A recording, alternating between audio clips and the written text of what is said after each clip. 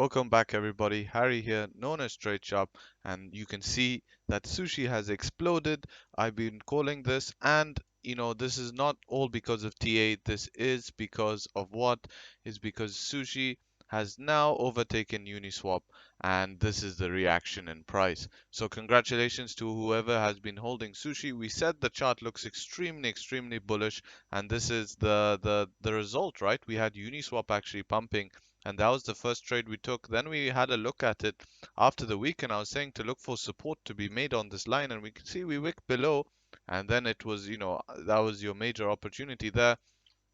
So, I didn't exactly say it would be caused here, but I definitely said, it was a good place to look at, and the chart was very healthy in an uptrend. So congratulations. So what do I expect now? Well, we're gonna go over some price predictions and what do I think this pump will lead Sushi to, and we'll have a look at Uni as well because they're both competitors, and we'll talk a bit about that at the end. We'll wrap it up with some Bitcoin. So please, guys, if you're not subscribed, please consider it. On top of that, I bring you out these videos daily talking about Bitcoin and some alts. Every day we change the alts and we look over some alts for some trade opportunities. So with that being said, let's get straight into the charts. Looking here, we had a huge pump. Now we are over all-time highs, which is pretty obvious. If you look at the daily, it is very clear. We've had a huge pump now, and we can delete this line here. So our next relevant level is going to be coming at this level like so. And we can draw this nicely, and now we'll go back onto the 4 hour. We'll see Stokes are way up there, and I do look for this to cool off quite soon, probably with one of these long-legged wicks, and then we'll see it come down. And when we see it come down, we can look for it to ground probably somewhere around 21, or probably touch these wicks up here.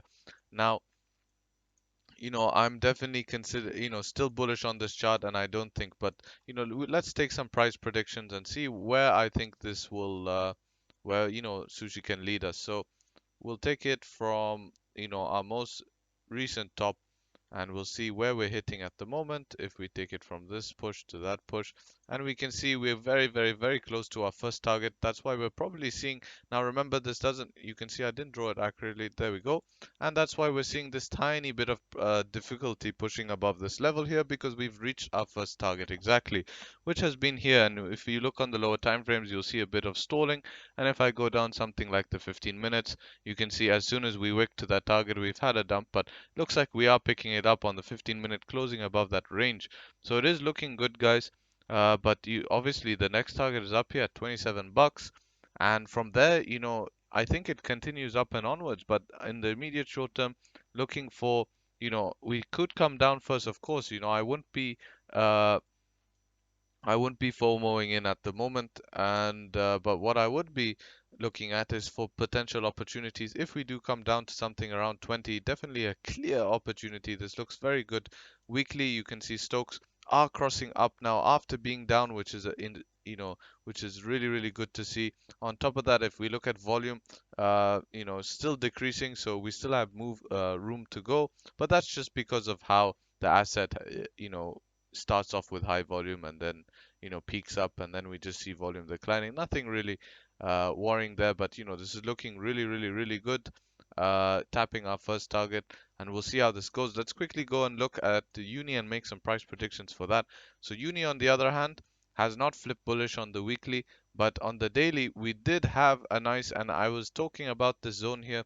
I think I did mark it up on, yeah, it was. So Uni, we did take this trade here. I was saying as soon as Uni breaks out of this area here, we should see price action continue up and onwards. And I would say anywhere along these wicks would be a potential opportunity. And you can see as soon as we reach these wicks here, we have got a nice pump, which is nice to see from Uni. But with Uni, we do have a possible Uni V3 coming out, so that we could look for some explosive price action. But I do think that some of the people are transferring over to Sushi, FOMOing into Sushi.